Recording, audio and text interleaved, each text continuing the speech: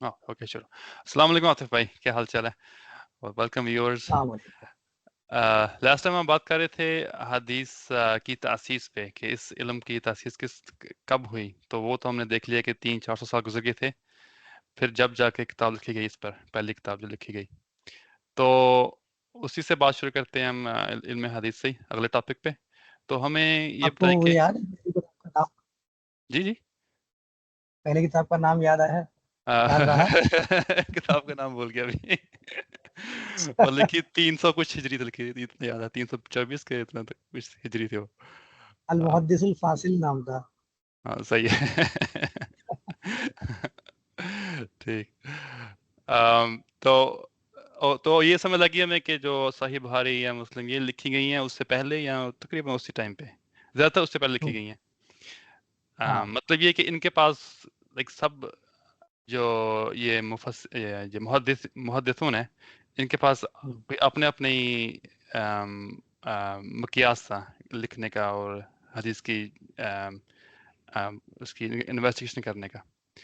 تو اس چیز سے شروع کرتے ہیں بات کہ حدیث کی تقسیم کے بارے میں.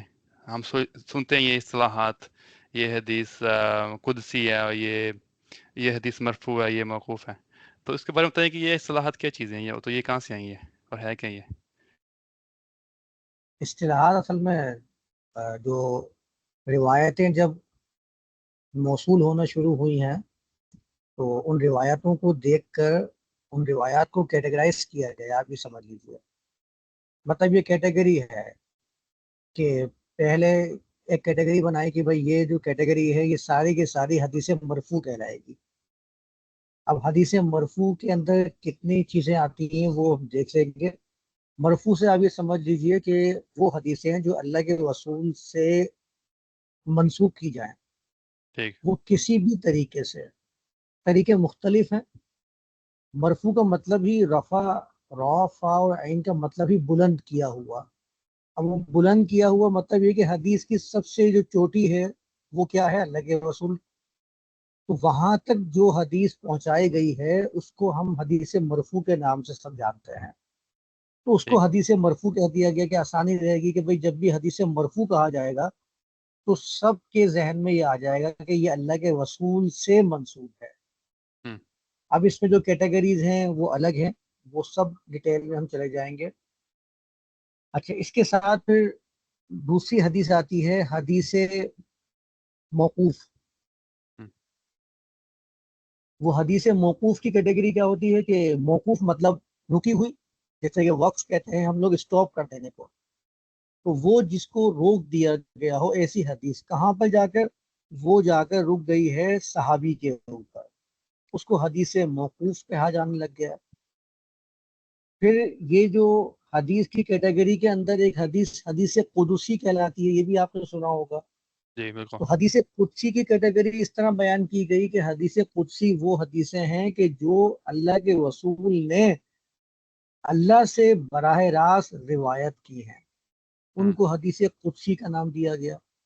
ہم، تو کیا ہے کہ یہ کیٹیگری بھی بعد میں ہی بنائی گئی ہے. یہ ساری تقسیم جو میں نے آپ کے سامنے رکھی تھی لاسٹ سیشن کے اندر، کہ جب یہ کتابیں مدون ہو رہی تھی تو ہر چیز کو کیٹیگرائز کیا جا رہا تھا. پہلے اتنا زیادہ کیٹیگرائز نہیں تھا. ہم، پھر ٹھیک. ساری چیزوں کو ایک جگہ لا کر اس کو تدوین کیا گیا، ان سب پر بحث کی گئی ہے، اور پھر اس طرح ان کو حدیثوں کو کیٹیگرائز کر دیا. پھر راویوں کی کیٹیگرائزیشن ہوتی ہے کہ کون سا راوی کیسا ہے. حدیث کی روایت کرنے کا ایک طریقہ کار ہوتا ہے کہ روایت میں راوی کس طرح بیان کر رہے ہیں. کتنے راوی روایت بیان کریں گے تو وہ متواتر ہوگا، کتنے کریں گے تو وہ خبر واحد کہلائے گی. تو ساری کیٹیگری بعد میں ہی بنائی گئی ہے، شروع میں کوئی کیٹیگری ایسی موجود ہی نہیں تھی. ٹھیک.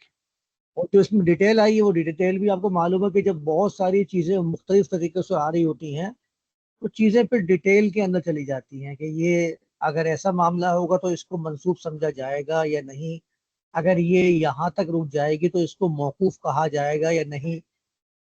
اس طرح سے پھر اس کو کیٹیگرائز کیا گیا ہے. ہم.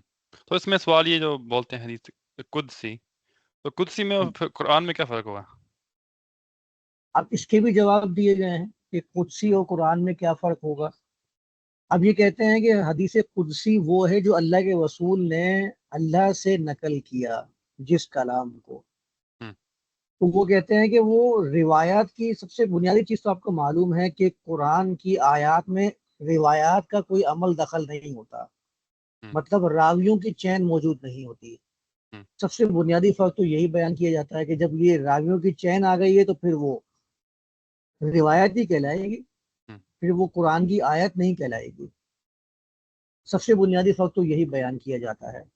ہم، پھر یہ بتایا جاتا ہے کہ حدیث قدسی وہ ہے کہ جس میں اللہ کے رسول یہ کہیں کہ اللہ نے یہ کہا، ہم، یہ بھی فرق بیان کیا جاتا ہے اس طریقے سے۔ تو یہ حدیث قدسی کی اس طرح تقسیم کی جاتی ہے۔ میں نے ایک کتاب نکالی ہے اس کے اوپر تفصیل سے بات کرنے کے لیے۔ تو حدیث قدسی آپ نے سوال کیا ہے، تو حدیث قدسی کو پہلے سامنے دیکھ لیتے ہیں، کیونکہ انہوں نے اس کتاب کے اندر جو پہلے بھی آپ کے ساتھ شیئر کی تھی تحریر علوم الحدیث، تو اس میں کافی تفصیل سے ایک ایک بات کا انہوں نے تذکرہ کیا ہے، اور اس پر جو بحثیں ہیں وہ بھی بیان کی ہیں دلائل کے ساتھ، جو ان کی نظر میں دلائل ہیں۔ تو صحیح، میں ان تمام باتوں کو سامنے رکھ دیتا ہوں تاکہ ایک موضوع کے اوپر ہم ڈیٹیل میں بات کر لیں، تاکہ کوئی حجت باقی نہ رہے، ایک ایک چیز سامنے آ جائے گی۔ ٹھیک ہے، انہوں نے سب سے پہلے مرفوع حدیث کی کیٹیگری بیان کی ہے، اس کے بعد انہوں نے حدیث قدسی کی کیٹیگری بیان کی ہے۔ تو یہاں سے حدیث قدسی کا انہوں نے باب شروع کیا ہے، تنبیہات۔ صحیح، تو سب سے پہلے یہ کہتے ہیں کہ قد تأتی صیغۃ الاضافہ فی الروایہ غیر صریحہ وذالک مثل، یعنی انہوں نے مثال دینا شروع کی ہے کہ روایت کے اضافے کے ساتھ، جیسے کہ بعض الروات من حدیث ابی ہریرہ سے بعض روات نے نقل کیا، قول ابی ہریرہ نے کہا قول رسول اللہ رفعہ، تو روایت میں اس طرح سے بھی لکھا ہوتا ہے کہ اللہ کے رسول نے اس کو اوپر کی طرف لے کر گئے، یعنی بیان کیا، مرفوع کیا۔ ان المؤمن عندی بمنزلۃ کل خیر، کہ میرے نزدیک مومن کا معاملہ کیا ہوگا، مومن کا معاملہ میرے نزدیک کیا ہوگا، یہ الفاظ ہی بیان کیے جا رہے ہیں اس طرح سے کہ اللہ نے اس کو بیان کیا ہے۔ اور ہم، راوی نے کس طرح بیان کیا، رفعہ، ایک طریقہ یہ بیان کیا جاتا ہے اس کے اندر کہ روایت کا اضافہ ہوتا ہے۔ اس کے بعد انہوں نے کہا کہ تنبیہ ثانی جو کی ہے، یہ طریق احاد، یعنی خبر واحد کے ذریعے نقل کردہ ہوتی ہے۔ میں نے آپ سے کہا نا کہ قرآن کی جو آیات ہیں وہ تو روایات کی سند سے بے نیاز ہیں، اس میں سند پہ بحث نہیں ہوتی ہے، اس میں سند پر بحث ہوتی ہے۔ تو انہوں نے کہا کہ طریق الاحاد، احاد یعنی یہ خبر واحد سے منقول ہوتی ہے۔ یہ دوسری تنبیہ انہوں نے بیان کی، پھر اور آگے بیان کیا، ظاہر ہم تو نین من باتیں سمجھیں گے اور آگے نکل جائیں گے۔ اس کے بعد انہوں نے تنبیہ الثالث کی کہ جو حدیث قدسی ہے اس میں جو غالب روایات ہیں وہ کون سی ہیں، تذکیر اور موعظہ۔ ہم، تذکیر اور موعظہ کا مطلب ہوتا ہے کسی کو نصیحت دینا، کسی کو خبردار کرنا۔ کہتے ہیں کہ اس میں احکام ثابت نہیں کیے جاتے ہیں، ہم، یعنی جو حدیث قدسی بیان کی جاتی ہے ان میں عمومی طور پر جو روایات ہیں وہ کس بارے میں ہے، نصیحت کے بارے میں، خبردار ٹھیک، کرنے کے بارے میں، احکام اس میں کم ملتے ہیں۔ کبھی کبھار کوئی کہتے ہیں کہ یہ کسی حکم پر دلالت کرتی ہے لیکن بہت کم۔ چوتھی ٹھیک، بات یہ کہتے ہیں کہ احادیث القدسیہ صحیحہ لیست کثیرہ، یہ بہت ساری ہیں ہی نہیں احادیث قدسیہ۔ آپ نے بھی جو احادیث قدسیہ پڑھی ہوں گی تو وہ بہت کم ہی، چند ہی روایات ہوتی ہیں۔ ہم، اس میں کہتے ہیں کہ کچھ روایات کو مصنفات کے اندر جمع بھی کیا گیا ہے کچھ لوگوں نے، اور اس میں صحیح بھی ہیں، سقیم بھی ہیں، اسناد کی بنیاد پر۔ دیکھیں یہ چیز آپ نوٹ کر لیجئے، ہم، من جہت الاسناد، یعنی یہاں پر اسناد پر بحث کی جاتی ہے جب وہ حدیث قدسی شمار کی جاتی ہے، اگر صحیح ہوتی ہے، نہیں ہوتی ہے تو وہ ضعیف حدیث کی کیٹیگری میں شامل ہو جاتی ہے۔ تو یہ ہم، فرق خود آپ دیکھ لیجئے کہ اس طرح سے یہ قرآن میں اور حدیث قدسی میں فرق کرتے ہیں۔ ہم، اچھا، انہوں نے کہا کہ مواعظ کے اندر جو احادیث ہیں کثر فیہ الواہی والموضوع، اس میں اکثر جو ہیں واہیات یعنی کمزور اور گھڑی ہوئی روایات ہیں. یہ 4 باتیں انہوں نے احادیث قدسیہ کے اندر تفصیل سے بیان کی ہیں. یہ وہ صحیح. فرق ہیں جن کو بیان کیا جاتا ہے حدیث قدسی میں اور قرآن کی آیات کے درمیان میں. کہ حدیث قدسی وہ ہے جو روایات کی محتاج ہو، راوی کی سند سے بیان ہو رہی ہو، ایسے بیان ہو رہی ہو کہ راوی نے کہا ہو کہ اللہ کے رسول نے اس کو مرفوع بیان کیا. دیکھیں کس طرح انہوں نے یہاں پر بیان کیا ہے. وہ یہ راوی کی خود ہی انہوں نے اپنے ساتھ بتایا کہ یہ مرفوع ہے اللہ کی طرف. ہاں، اور یہ روایت بخار کے اندر نقل کردہ ہے. اور باقی وہ آپ کو یاد ہوگا بخاری کے اندر ایک روایت آئی ہے کہ میرا بندہ نوافل ادا کرتا ہے. شاید آپ کے علم میں آئی ہو وہ روایت، کتاب التوحید میں ہے یا کس میں ہے مجھے یاد نہیں آ رہا ابھی، کہ میرا بندہ نوافل ادا کرتا ہے تو میں اس کا ہاتھ بن جاتا ہوں، اس کا ہاں پاؤں ہاں بن جاتا ہوں جس میں چلتا ہے. ہاں، اور سنی جس نے سنی. میرے ولی سے دشمنی کی اس سے اعلان جنگ، مشہور روایت ہے. ہاں بالکل. اب دیکھیں یہ جس نے میرے ولی سے دشمنی کی، تو ایسے الفاظ خود بتا رہے ہیں کہ یہ روایت حدیث قدسی کی کیٹیگری میں آئے گی. ایسی روایت کو حدیث قدسی کہا جاتا ہے جس کی سند پہ بحث کی جاتی ہے. یہ بات ذہن نشین رکھیے گا کہ اصول حدیث میں، علم الحدیث میں ان روایات کی سند پر بحث کی جاتی ہے. قرآن کی سند پہ بحث ہوتی ہی نہیں ہے. بنیادی فرق تو یہی ہے حدیث قدسی میں اور قرآن کے اندر فرق یہ کیا جاتا ہے. مگر کمی نہیں کی پھر انہوں نے اللہ کی طرف بھی منسوخ کی ہوئی ہیں موضوع اور کچھ لوگوں موضوع نے. ہو یا سقیم روایات، کمزور روایات ہوں، منسوب دونوں کے دونوں اللہ ہی کی طرف ہیں. وہ بھی بعد میں ٹھیک. آنے والوں نے اس پر بحث کی ہے. اس میں کچھ اور بھی انہوں نے بیان کیا ہوا ہے، جیسے کہ انہوں نے یہاں پر دیکھیں ایک اور حدیث القدسی کے نام سے یہ حدیث مرفوع کے اندر ہی بیان کیا ہوا ہے. وہ کہتے ہیں ہوا لقب شاع للمتاخرین فیما یرویہ النبی عن ربی. یہ وہ لقب ہے جو متاخرین میں مشہور ہو گیا، شائع ہو گیا، جس کو اللہ کے رسول نے اپنے رب سے روایت کیا ہے. یہ انہوں نے یہاں بیان کیا ہے. اور یہ انہوں نے آگے پورا اس کو بیان کرنا شروع کیا ہے کہ الحدیث المرفوع القولی مسند من النبی الی اللہ. یعنی یہ حدیث مرفوع قولی کی قسم کے اندر بیان کی جاتی ہے حدیث قدسی، جس کو سند بیان کیا جاتا ہے اس کو اللہ کے رسول سے اللہ کی طرف. اور دیکھیں یہاں پر انہوں نے مثال کون سی دی ہے، حدیث ابو ہریرہ قال قال رسول اللہ قال اللہ عز وجل.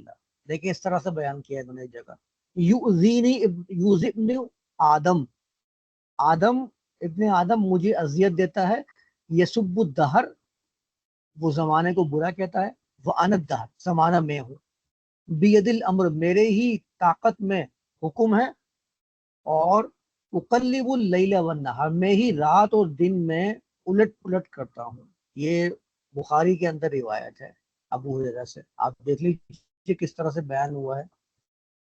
یہ کیٹیگری حدیث قدسی کی کہلاتی ہے. پھر انہوں نے آگے بیان کیا ومن المتاخرین من قال فی تعریف القدسی، متاخرین میں سے وہ بھی ہیں جنہوں نے تعریف بیان کی ہے کہ ما کان معناہ من اللہ تعالی ولفظہ من النبی، کہ جس کے معنی وہ اللہ کی طرف سے ہوں لیکن الفاظ اللہ کے رسول کے ہوں. لیکن انہوں نے اس کو خطا قرار دیا ہے، کہتے ہیں یہ خطا ہے، جبکہ یہ متاخرین کے درمیان یہ بھی رائج تھا، یہ بھی بیان کیا کرتے تھے. یہ وہ تو بولتے یہ ہیں بات کہ انہوں نے حرفین اللہ کا کلام ہے پورے کا ہاں، پورا. وہ کہتے ہیں کہ یہ حروف اللہ کے نہیں ہے، معنی اللہ کی طرف سے ہیں حدیث قدسی کے. متاخر کہتے ہیں، وہ یہ بول رہے ہیں کہ یہ غلط ہے. وہ کہہ رہے ہیں یہ خطا ہے. صحیح ہے. وہ کہہ رہے ہیں کہ الفاظ بھی جو ہیں وہ اللہ ہی کی طرف سے ہیں. جیسے وہ کہتے ہیں یہ دکھا ہوا نا فَإِنَّ النَّبِيَّ يَقُولُ فِي الْحَدِيثِ الْقُدْسِي قَالَ اللَّهُ عَزَّ وَجَلَّ وَهَذَا صَرِيحٌ مِّنْهُ صلی اللہ علیہ وسلم فی نسبت القول والذی هو الالفاظ ذاتها الى اللہ عز وجل. کہتے ہیں یہ الفاظ جو اللہ کے رسول کی سے نقل کردہ ہیں، جو وہ کہتے ہیں کہ اللہ نے فرمایا، تو یہ اس بات کی صراحت کرتے ہیں کہ یہ جو قول کی نسبت ہے اس کے الفاظ بھی اللہ ہی کے ہیں. ٹھیک ہے. انہوں نے اس کو خطا قرار دے کر جواب میں یہ دلیل پیش کی ہے، اور یہ مانی بھی جاتی ہے لیکن میں نے دیکھا ہے کہ دو قسم کے گروہ بن گئے ہیں اس کے اندر. ایک گروہ کہتا ہے کہ حدیث قدسی کے اندر یہ چیز سامنے رکھی جائے گی. ایک گروہ کہتا ہے نہیں، یہ خطا ہی کے اندر شمار کی جائے گی، کہ الفاظ اللہ کے ہیں اور معنی بھی بس کیا ہے کہ وہ سند کے ذریعے اللہ کے رسول سے نقل کرتا ہے. ہم،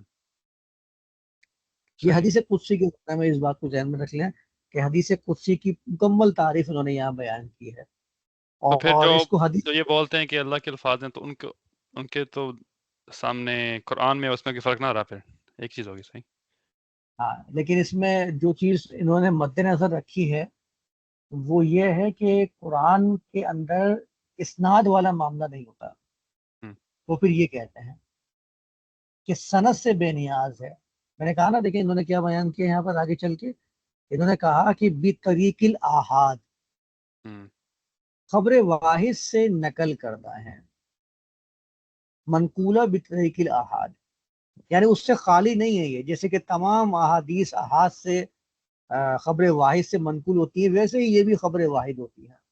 ہم، ٹھیک. دیکھیں نا، یہ جیسے کہ نقل کیا ما رواہ بعض الروات، روات نے ابو ہریرہ سے نقل کیا. ابو ہریرہ خبر واحد. ہم. تو پھر یہ تو وہ ان کا کہتے ڈپینڈ کہ وہ اگر بولیں کہ اس میں شک ہے کہ نہیں ہے، وہ تو بولتے ہیں اس میں شک نہیں ہے، اگر صحیح ہو گئی حتی وہ احادی ہو گئی تو یہ 100% حدیث ٹھیک ہے. کچھ لوگ ایسے بھی بولتے ہیں.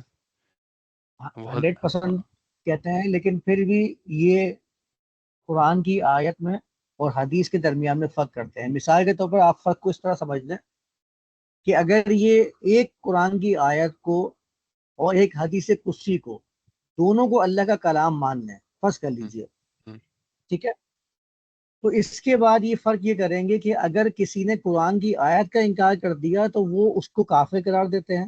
فقہ کے اندر یہ مسئلہ بیان کیا جا رہا ہوتا. لیکن صحیح. اگر وہ اس خبر واحد کو، جس کو حدیث قدسی صحیح بھی کہہ رہے ہیں، اس کا انکار کرنے پہ یہ کسی کا کفر کا فتویٰ نہیں لگاتے.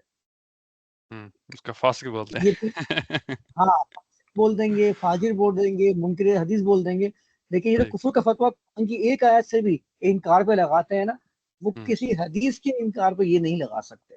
تو پھر یہ یہ بات بھی ختم ہو جاتی ہے. تو پھر یہ کیسے کرتے ہیں ناسخ؟ وہ کئی دفعہ حدیث کو لے کے آیت کو منسوخ کر دیتے ہیں. ہاں، تو حدیث کو اصل میں یہ مانتے ہیں کہ حدیث قرآن کے اوپر قاضی ہے. اچھا، قرآن پہ قاضی ہونے کے ساتھ ساتھ کچھ آیات ایسی ہوئی ہیں جو ان کے لیے مشکل پیش آئی. مثال کے طور پر دو آیات آئی ہیں. ایک آیت ہے وراثت کے بارے میں کہ آپ کتب علیکم اذا حضر احدکم الموت ان ترک خیر الوصیہ، کہ تم پر وصیت کو لازم کیا گیا ہے اگر کسی کے سامنے یا کسی کے پاس موت آ جائے. یہ آیت سورۃ البقرہ کے. اچھا، اب آپ جائیے گا سورہ نساء کے اندر.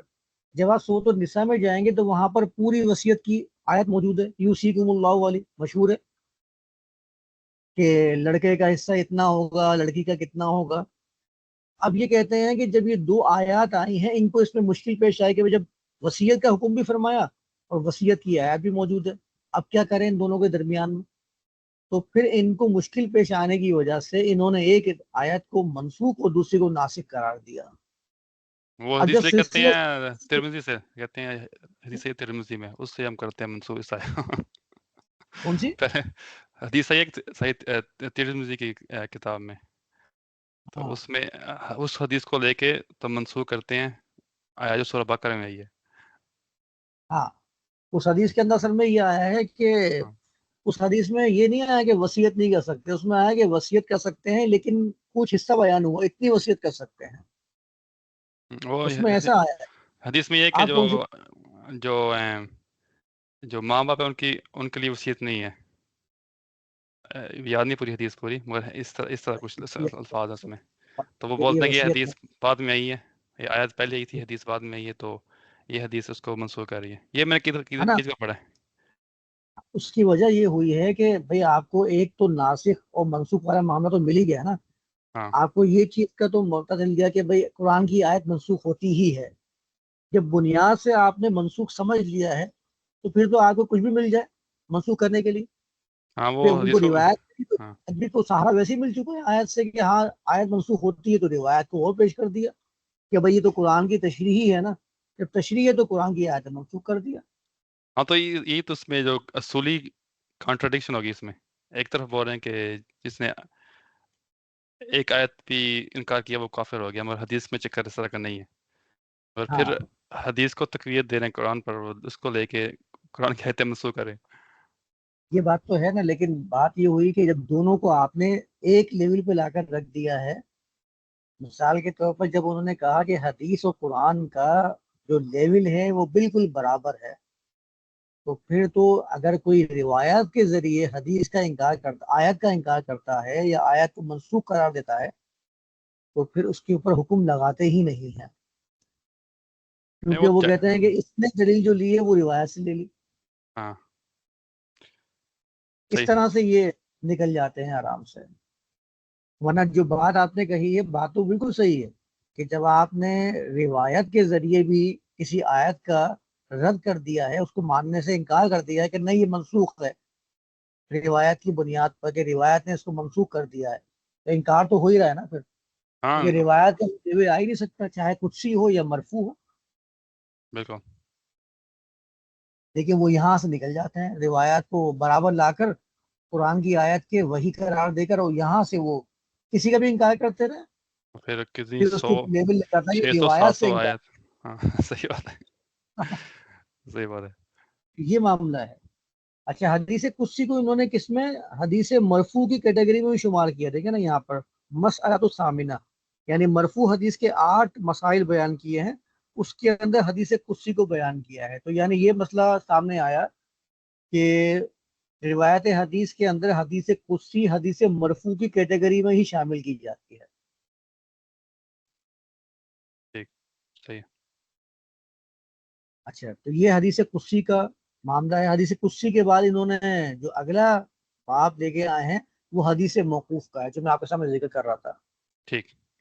ما اضیف الی الصحابی، جو صحابی کی طرف منسوب کی گئی ہو، من قول او فعل او تقریر او صفہ، مطلب کوئی قول ہو، کوئی کام ہو، ان کے سامنے ادا کیا ہوا کوئی کام یا بات ہو، یا کوئی صفت بیان کی جائے، وہ ساری کی ساری حدیث موقوف کی کیٹیگری میں آئے گی. اور اس پر انہوں نے خطیب بغدادی کی جو کتاب ہم دیکھ رہے تھے اس دن، کون سی کتاب، الکفایہ، ہم، اس کا حوالہ دیا ہے کہ خطیب نے اس کو اور خوبصورت طریقے سے بیان کیا. کہتے ہیں کہ الموقوف وہ ہے ما اسندہ الراوی الی الصحابی ولم یتجاوز، کہ ٹھیک. جس کو راوی نے صحابی تک روایت کیا ہو اور اس سے آگے نہ بڑھ پایا، وہ موقوف کی کیٹیگری میں آ جائے گی، یہ حدیث موقوف کہلائے گی. تیسری کیٹیگری میں انہوں نے حدیث مقطوع کو بیان کیا، ما اضیف الی التابعی من قول او فعل او تقریر او صفہ، یعنی جو تابعی تک نقل کی جائے گی، منسوخ کی جائے گی، اس کو کہا جائے گا حدیث مقطوع. ٹھیک. اور اس کو اثر بھی کہتے ہیں، جو آپ نے آثار وغیرہ پڑھا ہوگا لفظ. بعض اوقات آثار صحابی کے قول کو بھی کہہ دیتے ہیں، لیکن زیادہ تر جو اصول حدیث سے مشہور ہے وہ تابعی کے اقوال کو حدیث مقطوع بھی کہا جاتا ہے، اور آثار بھی کہتے ہیں اس کو. ٹھیک. پھر انہوں نے آگے کچھ مسائل بھی بیان کیے ہیں، جیسے مثال مسروق بن اجدہ کا قول ہے کہ کفا بالمرء علما ان یخشى اللہ وکفا ہم، بالمرء جہلا ان یعجب بعلمہ، کہ ہم، آدمی، کسی بھی آدمی کے علم کے لیے یہ کافی ہے کہ وہ اللہ سے ڈرتا ہو، اور جاہل کے لیے کافی ہے کہ وہ اپنے علم پر تعجب کرتا ہو، پسند کرتا ہو. تو یہ قول مسروق بن اجدہ کا ہے، تو یہ مقطوع ہے، اس کو ٹھیک. اثر بھی کہیں گے. یہ 3 کیٹیگری حدیث قدسی، حدیث موقوف اور حدیث مقطوع کی ہے جو حدیث کے اندر بیان کی جاتی ہے. باقی جو پہلی کیٹیگری بیان کی جاتی ہے حدیث مرفوع، وہ بہت تفصیل سے انہوں نے بیان کی ہے. تو اگر ہمارے پاس ٹائم ہوگا تو ہم کر لیتے ہیں ٹھیک. ہاں صحیح یہ ہے. ٹائم فارغ آئی ہے. تھنک ابھی ٹائم ہے ابھی.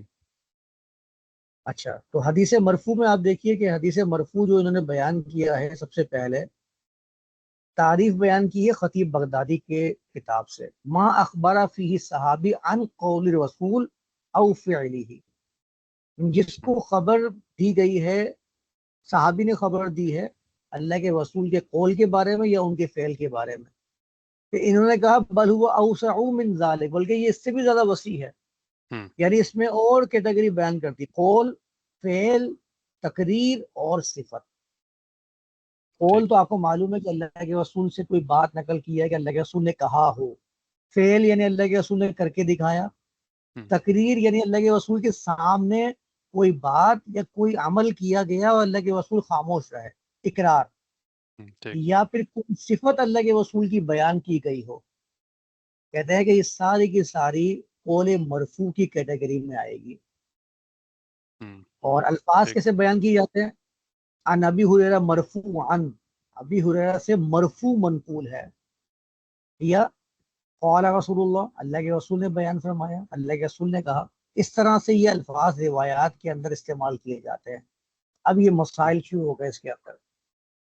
سب سے پہلا مسئلہ بیان کرتے ہیں کہ یقع فی اطلاق السلف من الائمہ لفظ المسند، جب مسند کا لفظ استعمال کیا جاتا ہے تو اس کا مطلب ہوتا ہے کہ ایسی حدیث جو اللہ کے رسول سے سند کے ساتھ متصل یعنی جڑی ہوئی سند کے ساتھ روایت کی گئی ہو، اس ٹھیک، کو مسند کہا جاتا ہے، حدیث مرفوع کو۔ صحیح، دوسرا مسئلہ، اذا حدث صحابی بالشیء، اگر کسی صحابی نے کسی چیز کو روایت کیا ہے، اس میں کوئی ایسا قرینہ پایا جاتا ہو جو اس پر دلالت کرے کہ یہ اللہ کے رسول سے انہوں نے حدیث کو یا بات کو حاصل کیا ہے، وہ بھی حدیث سے مسند بھی کہلائے گی اور مرفوع بھی کہلائے گی۔ ہم، ٹھیک، ایسا بھی آئے گا، جیسے مثال کے طور پر انہوں نے کہا کہ یہاں پر ابھی اسحاق سے ایک روایت آئی ہے، انہوں نے محمد بن سعد سے، انہوں نے اپنے باپ سے، یرفع الحدیث لا يحل لأحد ان يهجر اخاه فوق ثلاث، کسی ایک کے لیے یہ جائز نہیں کہ اپنے بھائی سے 3 دن سے زیادہ کلام کرنا چھوڑ دے۔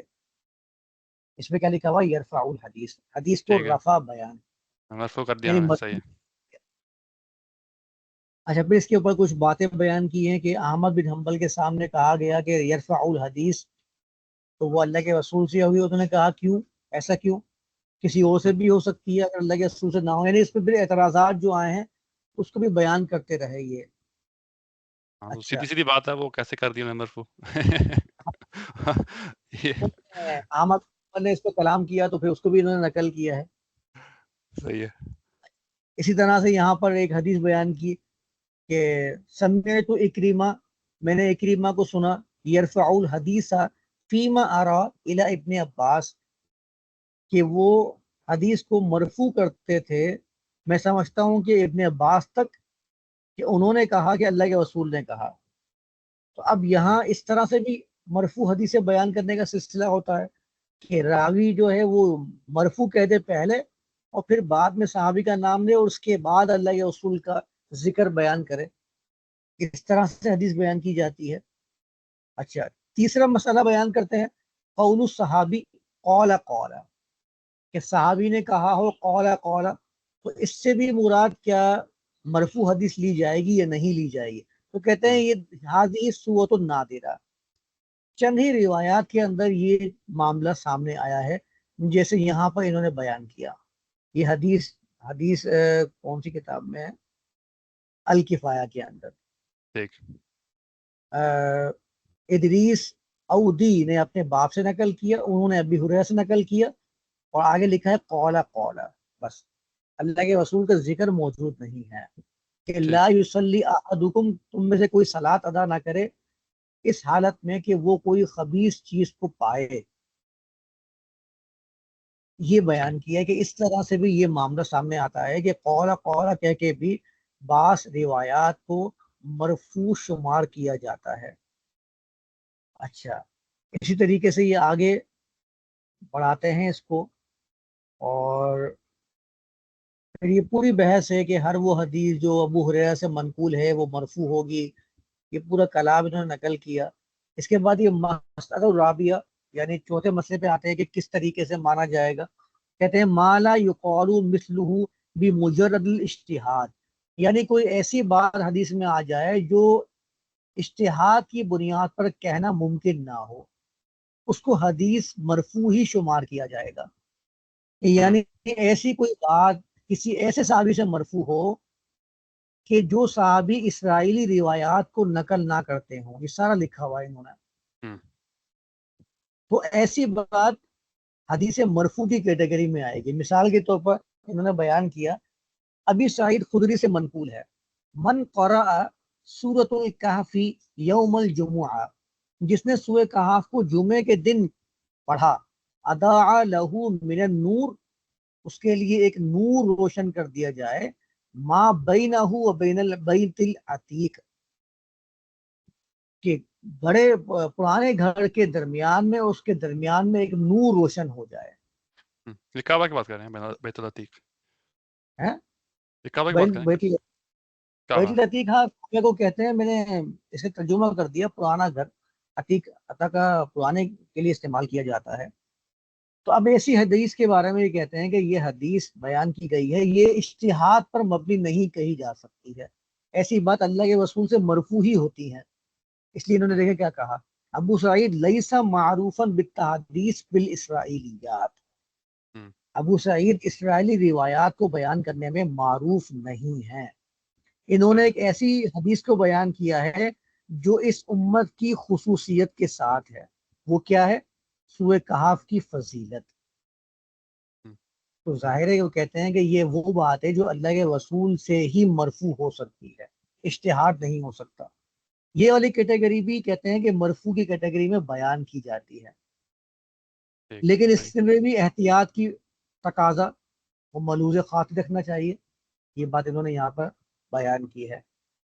اچھا, اس کے بعد پانچویں بات, صحابی کا قول, ہمیں ایسا حکم دیا گیا تھا, ہمیں اس کام سے منع کیا گیا تھا, ہم کننا ننہا عن ھذا, ہمیں منع کیا جاتا تھا اس سے, کننا علی عہد رسول اللہ, اللہ کے رسول کے عہد میں ہم ایسا کیا کرتے تھے, اللہ کے رسول ہمیں ایسا کہا کرتے تھے اس بارے میں. کہتے ہیں کہ جتنے بھی الفاظ روایات میں آئیں گے ان سب کو مرفوع کی کیٹیگری میں بیان کیا جائے گا, سب کے سب کو. یہ کیٹیگری بھی مرفوع کی حدیث کے اندر بیان کی جاتی ہے. پھر یہاں پر انہوں نے بیان کیا کہ جیسے کہ مصعب بن سعد بن ابی وقاص, اس روایت کو بیان کیا. کہتے ہیں کہ فلما صلی قول قد کننا نفعل ھذا, ہم ایسا کیا کرتے تھے, ثم امرنا ان نرفع الى الرکن, پھر ہمیں حکم دیا گیا ایسا کرنے کا. وہ روایت جو اس میں لکھی ہوئی ہے وہ بیان کی گئی ہے. تو ایسا کلام اگر روایت میں آتا ہے تو اس کو بھی مرفوع کی کیٹیگری میں شمار کیا جا رہا ہوتا ہے. اسی طرح کہتے ہیں کہ قول شافعی, شافعی نے کہا قضا و قضا سننا, اگر کسی روایت میں ایسا آئے کہ ایسا ایسا سنت سے ہے تو سنت سے مراد بھی حدیث مرفوع لیا جائے گا, چاہے اس میں اللہ کے رسول کا ذکر نہ آتا ہو, چاہے اس میں صرف صحابی کا نام تک ذکر ہو, لیکن اگر سنت کہتی ہے تو وہ بھی حدیث مرفوع کی کیٹیگری میں آئے گا. پھر اس کے اندر اور زیادہ انہوں نے بیان کیا ہوا ہے. اس کے بعد آتا ہے چھٹا نقطہ, الصحابی اذا حدث عن شیء مما کان منہم علی حیات النبی, اگر صحابی کوئی ایسی بات بیان کریں کسی چیز کے بارے میں ان میں سے جو اللہ کے رسول کی زندگی میں موجود تھے, زندہ تھے, اس کو بھی حدیث مرفوع کی کیٹیگری میں لیا جائے گا. یہ والی حدیث جو انہوں نے بیان کی ہے بخاری والی, بڑی مشہور ہے, عمرو بن سلیمہ جرمی کی حدیث ہے کہ امامت کا معاملہ ہے کہ جو سب سے بہتر ہوگا قرآن پڑھنے میں وہ امامت کرے گا. یہ والے الفاظ بخاری کے اندر مسلم میں آ رہے ہیں. اس کو لوگوں نے حدیث مرفوع کی کیٹیگری میں بیان کیا ہے کیونکہ یہ اللہ کے رسول کے پاس سے آئے تھے, آ کر انہوں نے اپنے قبیلے کو صلاۃ کی تربیت دی تھی. تو اسی وجہ سے اس کو بھی, اس کیٹیگری کو بھی حدیث مرفوع کی کیٹیگری میں شمار کیا جاتا ہے. بڑی مشہور روایت ہے یہ, کہاں پر ہے, ٹھیک ہے, فورس کے اندر. اچھا, اس کے بعد پوری انہوں نے بحث کی ہے. مسئلۃ السابعہ, ساتواں مسئلہ, حکم تفسیر صحابی للقرآن, کہ صحابی اگر قرآن کی کوئی تفسیر کرتے ہیں اس کا کیا حکم ہے, کیا وہ مرفوع کی کیٹیگری میں آئے گا یا نہیں. تو انہوں نے پھر اس کے اوپر پوری بحث کی ہے کہ اگر اس میں اللہ کے رسول کا ذکر نہیں ہے من اجلی ان النزول کان فی حیات النبی، اگر اس کا نزول اللہ کے رسول کی زندگی میں ہوا ہے اس سبب سے اس کو حدیث مسند کی کیٹیگری میں شمار کیا جاتا ہے. اس کو بھی انہوں نے اس مسئلے کے اندر بیان کیا ہے حدیث مرفوع کی کیٹیگری میں. تو یہ 7-8 مسئلے بیان کیے ہیں، اسی میں حدیث قدسی آ گئی. یہ سارے وہ باتیں ہیں جس کو اصول حدیث کی کتابوں کے اندر بیان کیا گیا کہ روایت اگر اس طریقے سے مروی ہے تو وہ حدیث مرفوع کی کیٹیگری میں شمار کی جاتی ہے. یہ مکمل معلومات ہے حدیث مرفوع ایک صحیح ہو گیا. جو ہم نے ڈسکس کیا آج. صحیح. چلیں آئی تھنک اتنا کافی ہو گیا آج انشاءاللہ. تو پھر نیکسٹ ٹائم شروع کریں گے اسی ٹاپک سے یا کسی اور سے باذن اللہ. چلیں بہت شکریہ بھائی. السلام علیکم. السلام علیکم.